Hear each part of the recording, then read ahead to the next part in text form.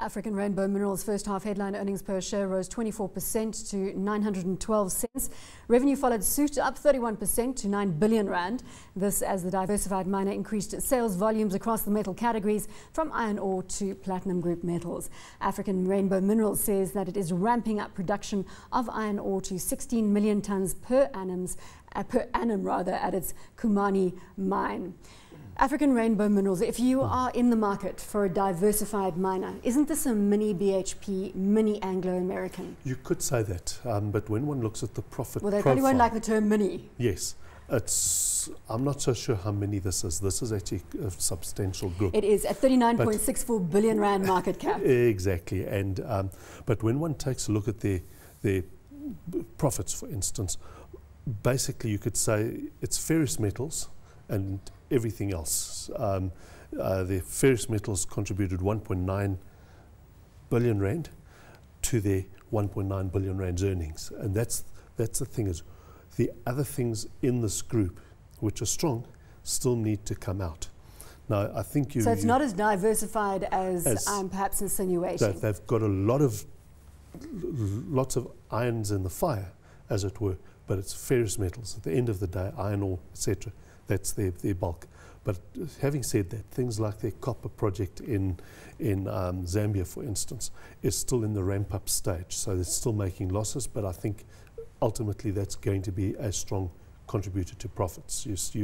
Their gold is also on the rise, and you're starting to see that also coming through. And their platinum is also on the rise. I think it's a strong thing there. But at the end of the day, it is mainly ferrous metals at this stage. I really regret using the term mini, and I can see Patrice Motsepe whacking me over the head on this one. So with the substantial 39.64 billion rand in market cap, why aren't we playing African Rainbow Minerals over Anglo-American or BHP? Is it for the reason that Chris has pointed out, that really the bulk of this company sits with that ferrous metal exposure? I actually on the contrary, I think the business is nicely diversified across different mineral groups, platinum, Asmang. You know, I think it's a group that still has a lot of potential to go through. They are going through the next 5 years. I think they're going to invest about 9 billion odd rand in new projects coming through. They're investing $400 million in Zambia, in Kongola, you know, together with Vale. I think down the line... You can't go wrong in that copper belt in Zambia. Not exactly, not in Zambia, especially if they've got a big partner like Vale, all the way from Brazil, with such good muscle to support them. And you've got a good ramp up at Transnet in terms of capacity. 60% ramp up, at least from that side of the business. They've been able to move most of their product through, and I think there's also more ramp ups coming through in the next coming years. Energy costs are also an issue that come through when you're talking about these guys. But I think the government has been treating all miners with a relatively softer hand in as far as is concerned. And I think I'm definitely a keen player in the stock. 185 rand, we're down 2% today. Yeah. Should we take cognizance of the market move? Detail, I think. At the end of the day, you know, one needs to step back. Is this something that's going to do well on a 3 to 5 year time horizon? I think you pointed out quite correctly that it's well diversified. At the moment, it's effectively like Kumba, etc. In other words, it's mainly a play on your ferrous metals in terms of where the profitability actually comes.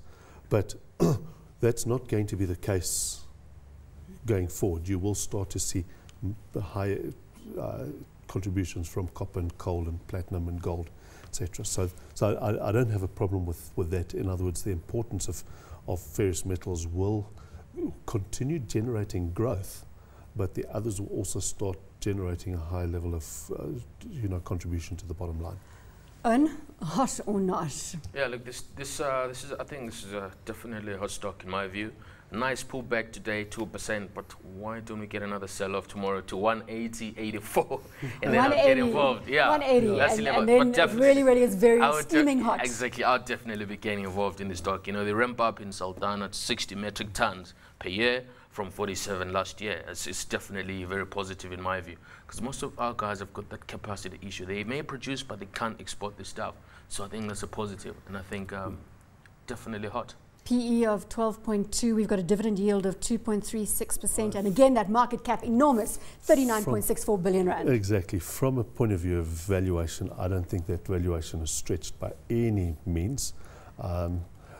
It is a play on China. Let's face it. If you feel that there's problems with China, you know, do a little bit of a wide berth. But I think this is a growth stock. It's got growth inherently embedded within it. Right. So it's not just dependent on rising commodity prices. There's internal growth still built into the stock, and I like it.